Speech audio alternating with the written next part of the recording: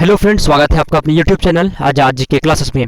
तो forest guard वाले students, मैं बता दूं कि इस वीडियो में हम लोग जीके और जीएस का मोस्ट इंपॉर्टेंट प्रश्न जो है वीवीआई प्रश्न को हम लोग इस वीडियो में पढ़ने वाले हैं। तो फ्रेंड्स, सभी प्रश्नों को याद कर लीजिएगा क्योंकि सभी प्रश्न आपके एग्जाम के लिए इंपॉर्टेंट है। ठीक है, तो चलिए हम लोग ज़्यादा देर नहीं करते हैं और वीडियो को सीधा स्टार्ट करते हैं। फ्रेंड्स, 61 नंबर क्वेश्चन है कि विद्युत उत्पन्न करने के लिए कौन सी धातु का उपयोग होता है? बताइए, विद्युत उत्पन्न करने के लिए कौन सी धातु का उपयोग होता है? यूरेनियम, लोहा, तांबा या फिर एल्युमिनियम? सही जवाब क्या होगा फ्रेंड्स? विद्युत उत्पन्न करने के लिए कौन सी धातु का उपयोग होता है? तो मैं बता दूं 61 का सही जवाब यूरेनियम का उपयोग किया जाता है विद्युत उत्पन्न करने के लिए। ठीक है, अगले प्रश्न की ओर चलते हैं हम लोग। 62 नंबर क्वेश्चन, गेहूं की खेती के लिए कौन सा उर्वरक अधिक मात्रा में उपयोग करेंगे? बताइए, गेहूं की खेती के लिए कौन सा उर्वरक अधिक मात्रा में उपयोग करेंगे? नाइट्रोजन, पोटेशियम, तांबा या फिर लोहा? तो फ्रेंड्स, सही जवाब हो जाएगा 62 का सही जवाब क्या होगा बताइए आप। तो सही जवाब मैं बता दूं नाइट्रोजन का उपयोग करेंगे। ठीक है, एक जानकारी और है फ्रेंड्स आपके लिए मैं बता दूं कि इस चैनल पे शाम 7:30 बजे लूसेंट जीके का हर रोज एक वीडियो आपको 7:30 बजे इस चैनल पे अपलोड किया जाता है, जो सभी एग्जाम के लिए, चाहे आप किसी भी एग्जाम की तैयारी कर रहे हो फ्रेंड्स, वो सारे प्रश्न इंपॉर्टेंट है, लूसेंट का है, इसलिए सभी को याद कर लीजिएगा और हमारे चैनल को अभी आप सब्सक्राइब कर लीजिए। ठीक है, तो 63 नंबर क्वेश्चन है, चूहा मारने का जहर किस रासायनिक पदार्थ से बनता है? चूहा मारने का जहर किस रासायनिक पदार्थ से बनता है? Ethyl alcohol, methyl isocyanate, potassium cyanide या फिर इथाइल आइसोसाइनाइड? सही जवाब है फ्रेंड्स पोटेशियम साइनाइड। अगले प्रश्न की ओर चलते हैं हम लोग। 64 नंबर क्वेश्चन, पीतल में कौन कौन सी धातुएं हैं? पीतल में कौन कौन सी धातुएं हैं? तांबा और निकेल और जस्ता, मैग्नीशियम और जस्ता, तांबा और जस्ता। तो 64 का सही जवाब है डी, तांबा और जस्ता। एस्पिरिन कहाँ से मिलती है? एस्पिरिन कहाँ से मिलती है? पेट्रोलियम से, एक पेड़ से, पृथ्वी से या फिर एसिडो की रासायनिक अभिक्रिया से? तो मैं बता दूं एस्पिरिन जो होता है 65 का आंसर सही जवाब हो जाएगा डी हो जाएगा। ठीक है, क्या होगा? डी हो जाएगा 65 का। सॉरी फ्रेंड्स, सी हो जाएगा। एक पेड़ से एस्पिरिन प्राप्त होता है। कहाँ से? एक पेड़ से, याद रखिएगा। 66 नंबर क्वेश्चन है, 66 नंबर, मायोग्लोबिन में कौन सी धातु होती है? मायोग्लोबिन में कौन सी धातु होती है? मायोग्लोबिन में कौन सी धातु होती है बताइए। तो फ्रेंड्स, मैं बता दूं लोहा होता है। क्या होता है? लोहा होता है मायोग्लोबिन में, याद रखिएगा, लोहा होता है। अगले प्रश्न की ओर चलते हैं हम लोग। ठीक है, अगला क्वेश्चन क्या कहता है, हाइड्रोजन को जलाने से क्या बनेगा? हाइड्रोजन को जलाने से क्या बनेगा? ऑक्सीजन, राख, मिट्टी या फिर पानी? हाइड्रोजन को जलाने से क्या बनेगा? 67 का सही जवाब है फ्रेंड डी, पानी बनता है। हाइड्रोजन को जलाने से क्या बनेगा? पानी बनेगा, याद रखिएगा। 68 नंबर क्वेश्चन की ओर हम लोग बढ़ रहे हैं। ठीक है, चुंबकीय सुई किस तरफ संकेत करती है? पूर्व, पश्चिम, उत्तर या फिर आकाश? चुंबकीय सुई जो होती है किस तरफ संकेत करती है? तो फ्रेंड्स, 68 का सही जवाब हो जाएगा चुंबकीय सुई जो होती है उत्तर और दक्षिण की ओर संकेत करती है। ठीक है, तो इसमें दक्षिण नहीं है, उत्तर दिया गया है, याद रखिएगा। महासागर में ऊंची जल तरंगे कैसे उत्पन्न होती है? महासागरों में ऊंची जल तरंगे कैसे उत्पन्न होती है? भूकंप से, सूर्य से, तारों से या फिर चंद्रमा से? तो फ्रेंड्स, 69 का सही जवाब बता दूं मैं आपको, 69 का सही जवाब हो जाएगा डी। ठीक है, चंद्रमा से।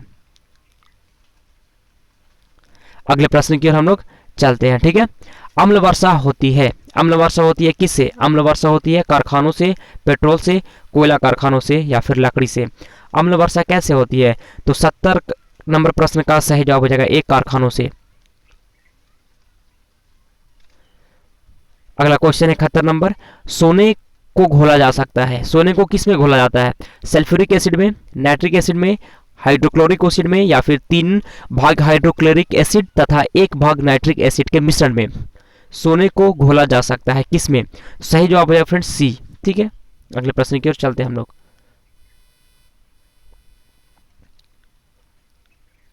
अगला क्वेश्चन है फ्रेंड्स, श्वेत प्रकाश को नली में कैसे पैदा कर सकते हैं? बताइए, श्वेत प्रकाश को नली में कैसे पैदा करते हैं? सही जवाब क्या होगा? मैं आपको डायरेक्ट सही जवाब बताता हूं, तंतु को गर्म करके श्वेत प्रकाश प्राप्त किया जा सकता है। तंतु को गर्म करके, याद रखिएगा।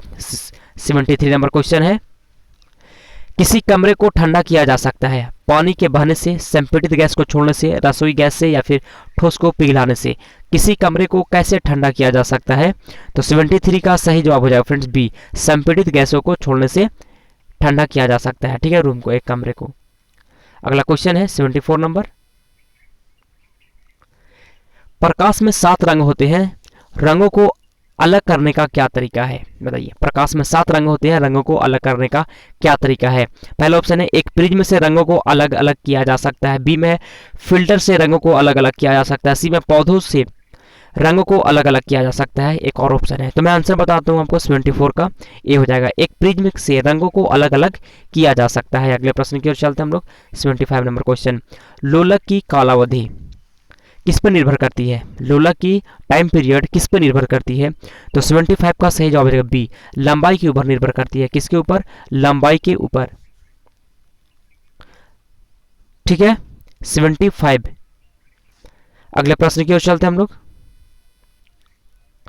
तैरने के तालाब में तैरने से मनुष्य की त्वचा जल जाती है, किसके कारण? तैरने के तालाब में तैरने से मनुष्य की त्वचा जल जाती है, किसके कारण? अवरक्त किरण के कारण, क्लोरीन के कारण, उष्मा के कारण, या फिर पराबैंगनी किरण के कारण?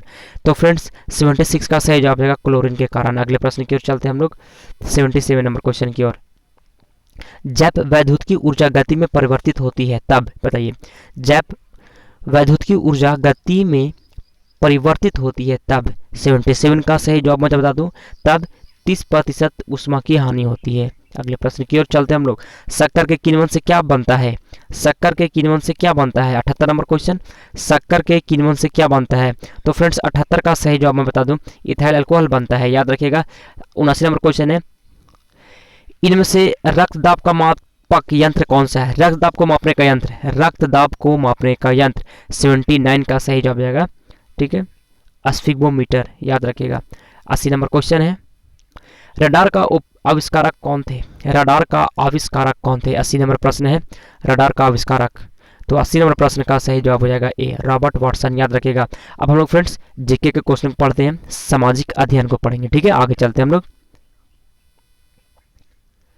अगला क्वेश्चन है कि राजा राम मोहन राय द्वारा ब्रह्म समाज की स्थापना कब की गई?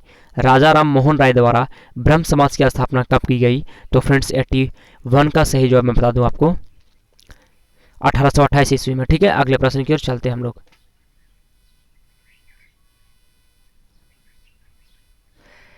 अगला क्वेश्चन है फ्रेंड्स 82 नंबर, कि मुगल प्रशासन में मुहतसिब कौन था?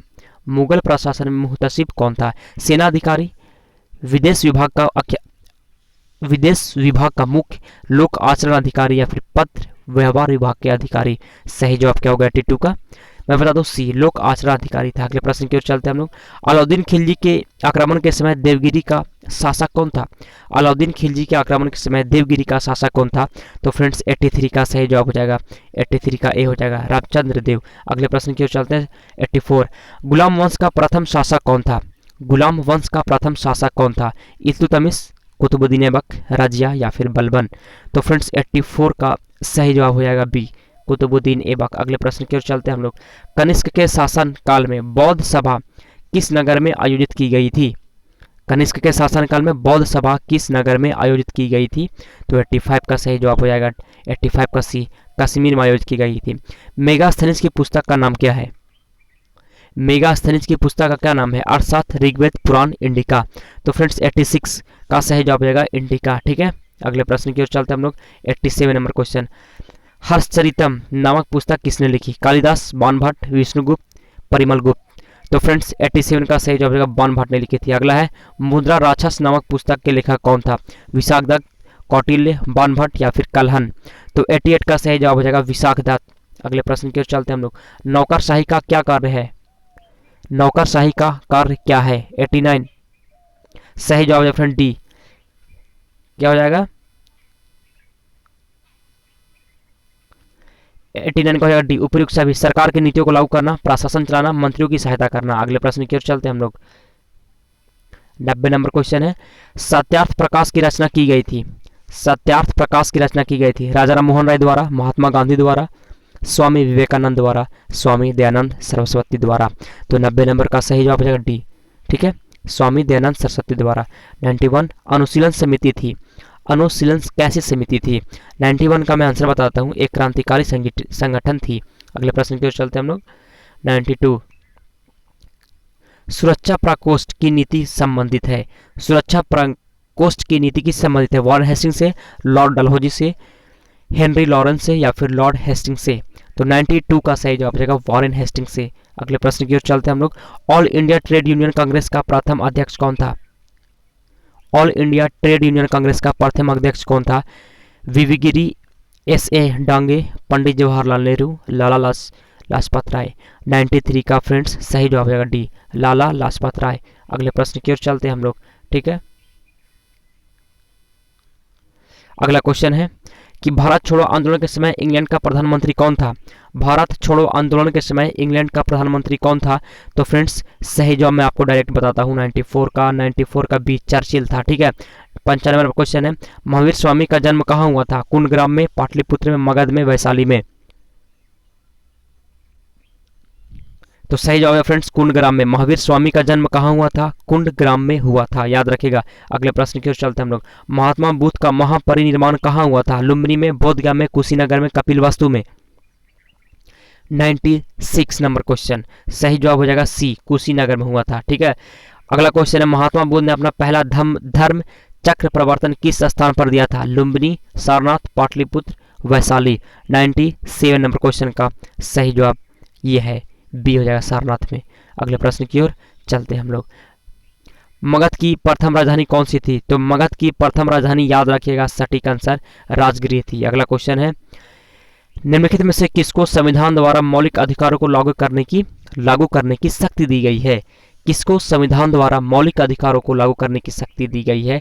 तो सही जवाब हो जाएगा 99 का डी, सर्वोच्च न्यायालय एवं उच्च न्यायालय को।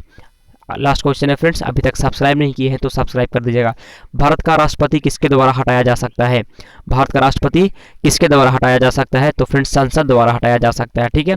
तो फ्रेंड्स यही वो क्वेश्चन था। हमारे चैनल को सब्सक्राइब कर लीजिए, क्योंकि हर रोज शाम 7:30 बजे जीके का, लूसेंट का जीके आपको हर रोज इस चैनल पे मिलता है। तो चलिए वीडियो को समाप्त करते हैं। Thanks for watching.